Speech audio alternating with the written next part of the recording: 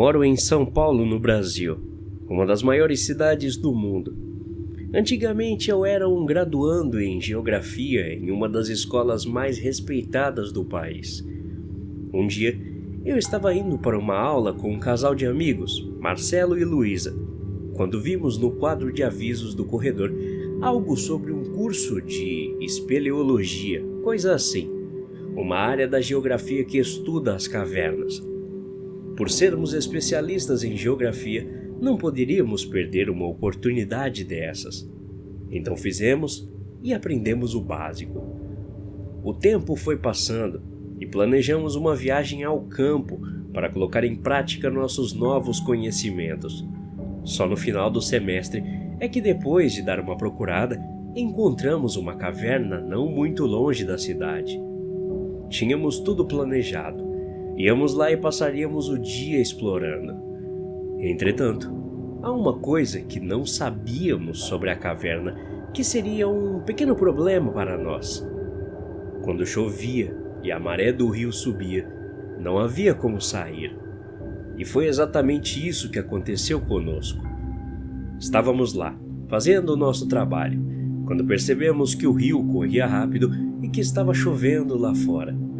Não sabíamos dos pequenos detalhes da caverna, então nem ligamos e decidimos esperar a chuva parar.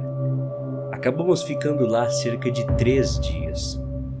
Agradeço a Deus até hoje por Luísa ter pensado em transformar a viagem em um acampamento, o que a fez trazer mais comida e outras coisas. Por alguma razão, não tínhamos tanto medo de ficar presos dentro de uma caverna desconhecida. Pensando bem agora, não deveremos ter mesmo que seja chamada de Caverna do Diabo, o lado de fora onde tem a floresta que era o problema. Depois de conseguirmos sair, caminhamos até onde deixamos o carro dos pais de Marcelo. Demorou muito, porque todos tínhamos a sensação de que algo estava definitivamente errado. Não é que a floresta não estivesse viva, ou que só pudéssemos ouvir o som dos nossos passos. Mais ou menos o contrário. A floresta ainda estava viva como deveria. Era de manhã cedo, então os pássaros cantavam e tudo mais. Mas ainda havia algo de errado. Conseguimos chegar ao carro, e assim que pegamos a estrada principal, a primeira coisa que vimos foram algumas vacas vagando pela estrada. O Brasil pode ser uma espécie de país do terceiro mundo, mas não somos a Índia. O gado simplesmente não anda nas estradas desse jeito. Evitamos bater neles e seguimos nosso caminho. A estrada estava estranhamente quieta, sem ônibus, sem caminhões, sem carros, só nós. Ainda pensávamos que talvez fosse por causa do horário. Como somos tolos! Rodamos cerca de 4 quilômetros quando vimos o primeiro carro. Ele estava estacionado no meio da estrada. Passamos por ele e vimos que havia uma família dentro: marido, mulher e 2 filhos. O estranho é que eles pareciam estátuas. Marcelo decidiu parar o carro para perguntar se eles estavam bem. Quando chegamos ao carro da família, vimos.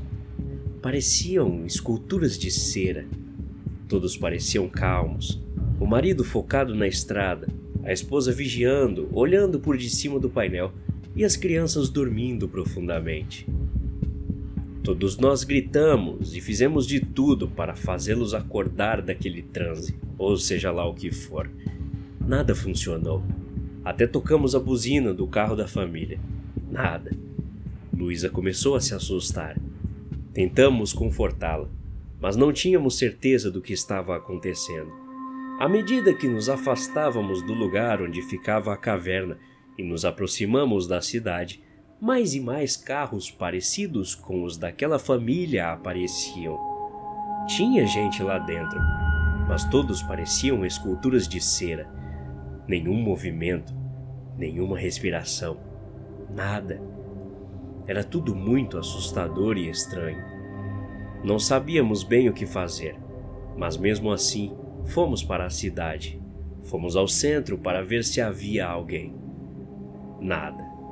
Foi então que Marcelo achou uma boa ideia procurar nossas famílias e depois nos encontrarmos na faculdade. Eu estava evitando o pensamento. Só de pensar na minha família lá, toda parada.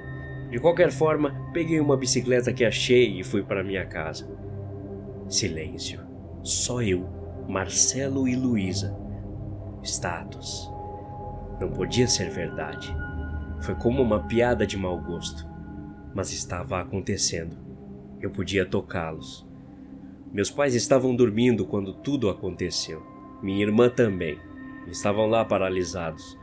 A única presença viva em toda a casa era meu cachorro Bob e o gato de um vizinho.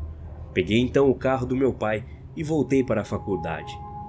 Já estava escuro, mas por algum motivo não acendi os faróis. Foi quando a vi pela primeira vez. A alguns quarteirões da faculdade bati em algo. Acendi os faróis para ver no que tinha batido. Era um viciado em crack que provavelmente estava atravessando a rua. O estranho foi que, quando o acertei, ele ficou mole, como um cadáver de verdade. Isso me fez pensar que as pessoas estavam vivas de alguma forma. Fiquei chocado, e enquanto pensava nisso, vi alguém atrás do meu carro. Eu não conseguia distinguir aquela forma, mas podia ver que era um humano, e que não era um de nós. Corri em sua direção, e quando cheguei perto aquilo não estava mais lá. Fui para a faculdade e encontrei Marcelo e Luísa. Os dois estavam muito abalados, principalmente Luísa. Foi muito estranho vê-la assim. Ela sempre foi muito forte e preparada para tudo. Não sabíamos o que fazer. O mundo era nosso e estávamos livres de todas as formas possíveis, e não de um modo bom. Caminhamos na direção de onde Marcelo havia estacionado o carro. Eu podia ver que ele estava com raiva. O conhecia o suficiente para saber que estava furioso. De repente, quando vimos uma das pessoas paralisadas, ele começou a gritar. "Para com isso! Já chega, fala comigo!" Ele então chutou o homem, o que o fez cair. Marcelo então começou a socar, chutar, morder e tentar machucar o homem para ver se algo acontecia. Tentamos detê-lo, mas ele estava muito nervoso. Ele então pegou um extintor de incêndio e esmagou o rosto do homem.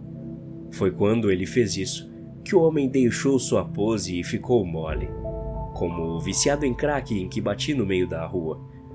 Luísa entrou em pânico total. Ela começou a chorar e chamá-lo de assassino por ter matado um homem inocente. Eu não estava prestando atenção nisso. No fundo de minha audição, ouvi uma gargalhada. Sabia que tinha ouvido. Era como o de uma velha. Virei o flash do meu celular na direção em que a ouvi, e lá estava. Ela parecia uma mulher muito velha, como se o interior de seu corpo encolhesse e a pele continuasse do mesmo tamanho. Ela estava toda enrugada e sua pele tinha um tom estranho, como se fosse borracha ou algo assim. Me virei para chamar a atenção de meus amigos, mas quando eles olharam, ela não estava mais lá. Tanto Luísa quanto Marcelo achavam que eu estava vendo coisas, ficando louco. Não poderia ser.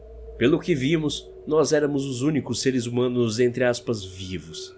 O resto estava lá, imóveis como estátuas. Decidimos acampar em um hotel muito bom no centro da cidade. A energia do gerador ainda funcionava, então tínhamos iluminação, ar-condicionado e confortos em geral. Ficamos algumas horas lá, quando Marcelo disse que precisava ir a algum lugar. Perguntamos onde, e ele não nos disse.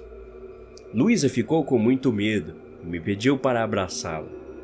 Enquanto eu a consolava, ela acabou dormindo. Também estava quase dormindo quando ouvi tiros. Luísa acordou assustada e eu pulei e corri para a varanda. Na rua, em frente ao hotel, estava Marcelo. Ele estava claramente bêbado e armado. Descemos para falar com ele. "Vamos começar a festa!" ele gritou. Nos mostrou o que conseguiu. Várias garrafas de Johnny Walker Blue, Old Par e outros uísques. Muita maconha e armas que ele nos disse que conseguiu em um departamento de polícia local. Luísa e eu cedemos e começamos a beber e fumar também. Marcelo começou a nos mostrar algumas granadas que ele conseguiu encontrar, e foi quando ele jogou uma delas em um carro próximo que ela apareceu de novo. Mas todos nós a vimos dessa vez, e ela falou algo. "Vocês", disse, e então desapareceu. Foi tudo o que ela disse. Se ela dissesse em inglês, poderíamos ter confundido com um sopro ou algo parecido. Ela falou em português e não dá para confundir a palavra vocês com mais nada. De qualquer forma, acho que nunca tive tanto medo em toda a minha vida. Marcelo vomitou. Luísa tremia tanto que pensei que fosse desmaiar. Eu estava chocado demais para fazer qualquer coisa. Olhei em volta e tudo o que senti foi medo. Do pessoal paralisado. E agora dessa velha.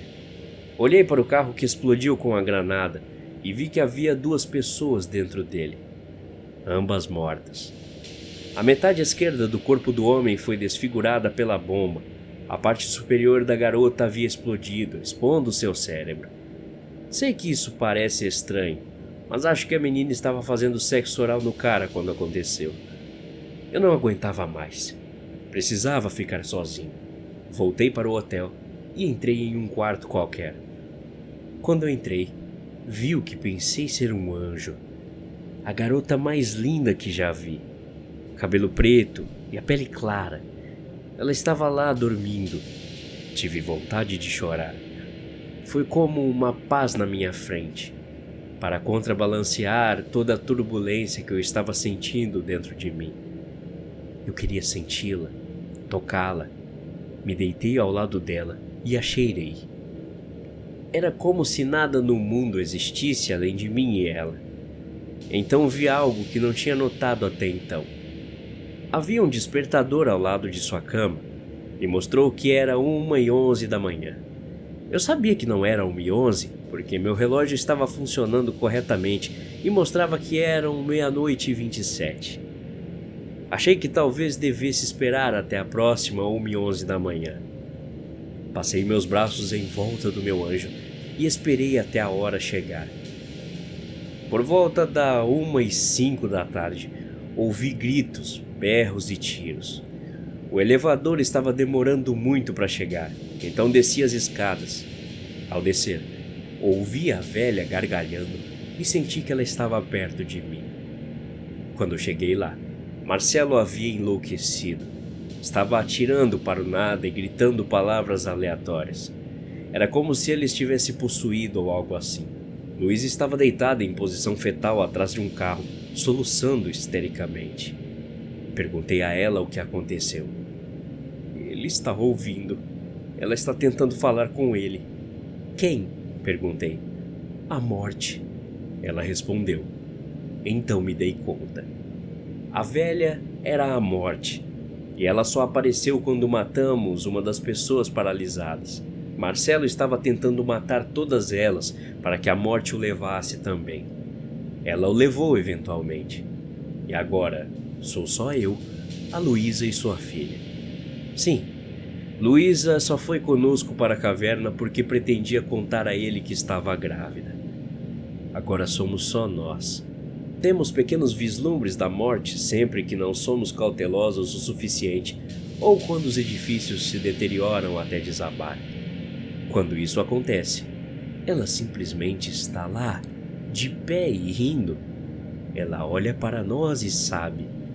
Ela sabe que, mais cedo ou mais tarde, iremos nos juntar a ela.